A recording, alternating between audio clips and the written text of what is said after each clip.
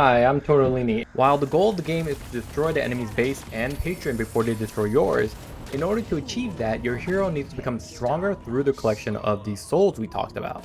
For starters, any objective you achieve earns you souls, but the small teal or orange orbs are additional souls you can earn by shooting or meleeing them. Otherwise, your opponent can deny the soul by claiming it for themselves. And if no one claims the floating orbs, it will go to the person who achieved the initial goal.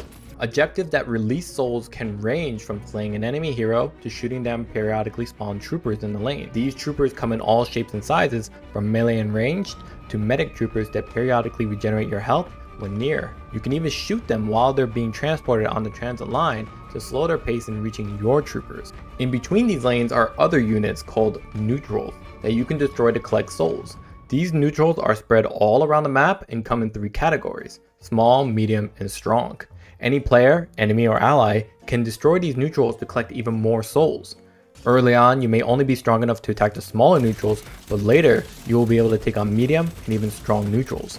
Be mindful that even if you are strong enough to eventually destroy strong neutrals, you might be committing too much life and time to justify the soul's reward, not to mention putting yourself in a vulnerable position to be jumped by enemies who may be passing by. As a helpful tip, if you adjust your angle of where you are attacking neutrals, you can limit the number of neutrals that target you and fight back, and make it a lot less risky and damaging when you want to clear a neutral camp. Sometimes you will also encounter neutral vaults called Sinner's Sacrifice. These slot machine looking contraptions offer a reward of souls for a bit of your health.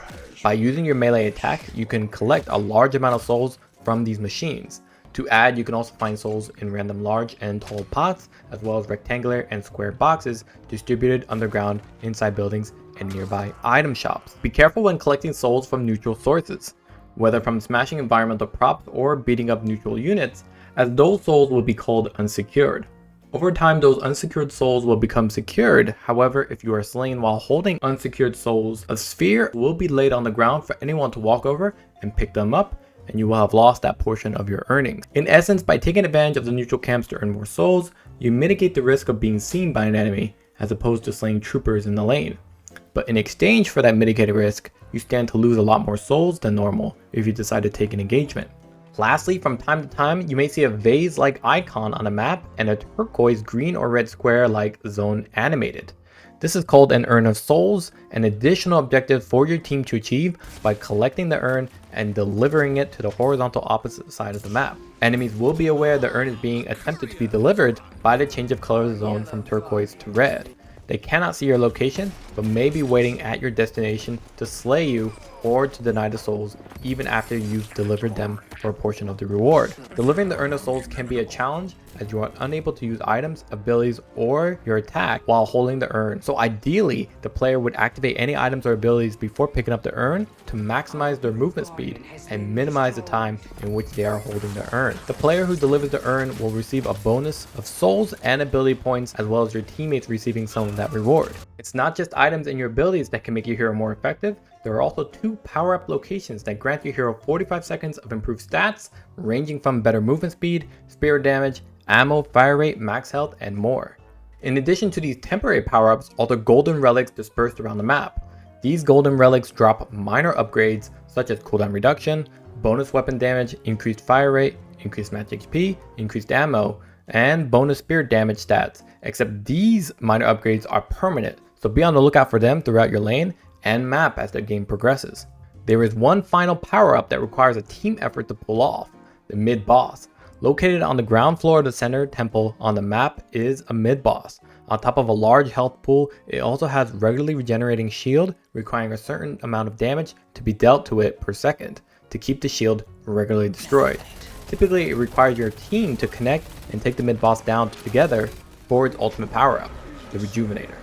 Once the mid-boss is defeated, a green light crystal will descend from above, and once landed, one player on your team must utilize a heavily charged melee attack to collect the Rejuvenator. But be wary, those are also the moments where an enemy can also steal Rejuvenator right in front of you if you're not quick enough. Whoever snags the Rejuvenator will buff their team with a faster respawn time power-up, so long as you were alive when the Rejuvenator was collected. But also, the Rejuvenator also increases your trooper's health and fire rate, causing them to be much stronger and pushing the lanes to reach the enemy's base, thus adding pressure to the enemy team to regularly defend their base. So we've talked a lot about the world of the Cursed Apple, but at its core, the goal is to destroy the enemy patron, and across the 4 lanes are defensive structures, slowing and preventing both teams and their troopers from infiltrating each other's base and patron. These defensive structures are called Guardians, Walkers, and Base Guardians, and each of them have unique attacks and moves to fight and repel back lane pushes. You cannot go around a Guardian to kill a Walker, you must kill each defensive structure sequentially in the lane before you can access the one after it. More importantly, by taking out defensive structures, you will be rewarded with additional ability points to level your abilities, as well as additional inventory slots called flex slots if you meet in regards to the objectives of destroying structures. Now, it is also important to note that not only can you headshot these structures for additional damage, but your abilities also work on them, giving you opportunity for any hero of any type to push lanes and take down these defenses.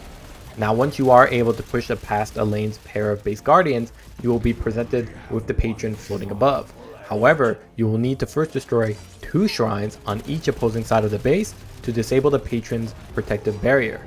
Once that is done, the patron should be open to attack, and if achieved, it will slowly move to its final location at the back of the base in a pit where it will be weakened and susceptible to final attacks. Before moving on to our next video in the series, let's get you acquainted with how to get started with a Deadlock match. For starters, you are not guaranteed the hero of your choosing, but rather need to select a minimum of 3 heroes in your roster.